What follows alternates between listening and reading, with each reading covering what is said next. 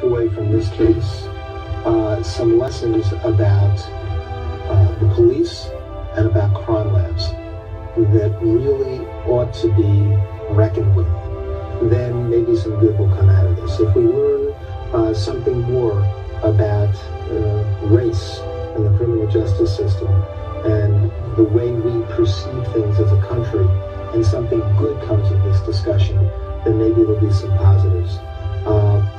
In terms of the way this case was covered by the media and respect for the dignity of the courts and the process, I think we've got some serious trouble.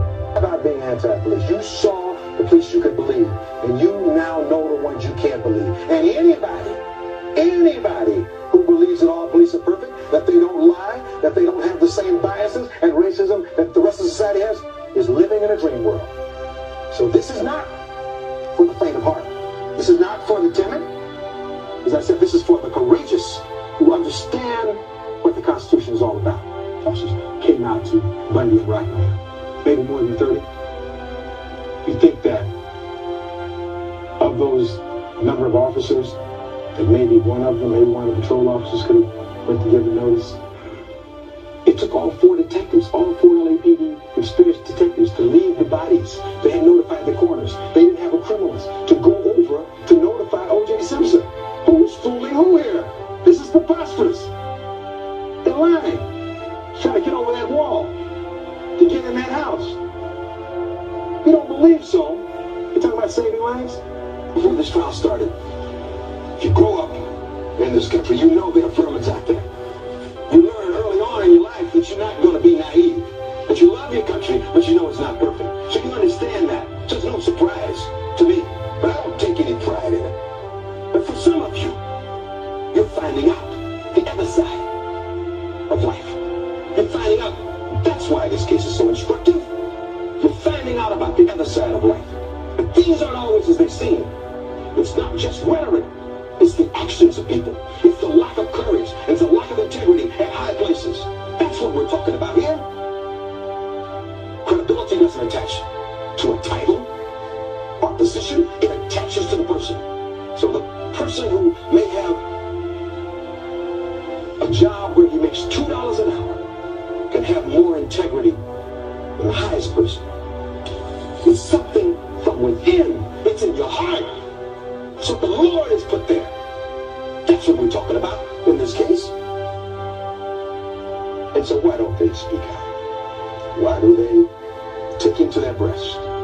Compare how our prosecutors treat Furman as opposed to Cato Kelly. Look at how they treated Mark Partridge as opposed to Cato Kelly. Look at how they embraced him. And now they want to distance themselves. These same people say, oh, he's not important. But the Cochran photograph puts the line in that. He is very important. And what becomes so important when we talk about these two twin demons of evil?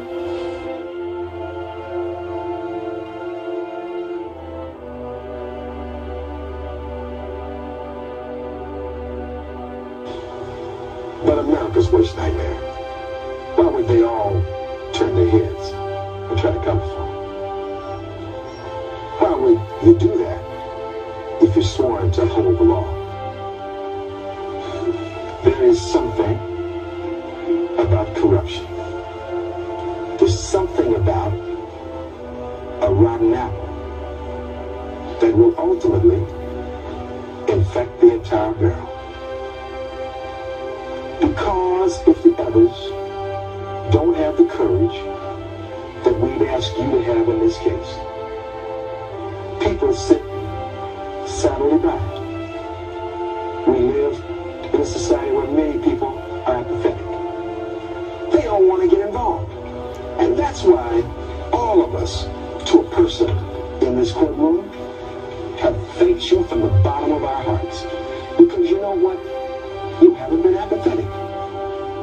You're the ones who made a commitment toward justice. And it's a painful commitment. But you gotta see it through. Your commitment, your courage, is much greater than these police officers. This man could have been out before so long ago if they done their job, but they didn't do their job. People looked the other way. People didn't have the courage. One of the things that's made this country so great is people's willingness to stand up and say, that's wrong. I'm not going to be part of it. I'm not going to be part of the cover-up. That's what I'm asking you to do. Stop this cover-up. Stop this cover-up. If you don't stop it, then who? You think the police department's going to stop it? You think the DA's office is going to stop it? You think we can stop it by ourselves? It has to be stopped by you. There's lack of credibility. There's lying, racist views. Then Ron Phillips, his supervisor, who apparently chose to look the other way, and I'm sure he's as embarrassed as anybody else by this disgrace from him. So it's important at the outset that we understand the role of Phillips as we need to understand the role of Van Aaron. He was the one allegedly given this order by Bushy to go over and give the death notification. Didn't comply with it until much later that time. And you know, you can't fault people for being naive. But once they know, if they continue to be naive, then you can fault them. That's what it is, and that's why this case is important. Don't ever say again in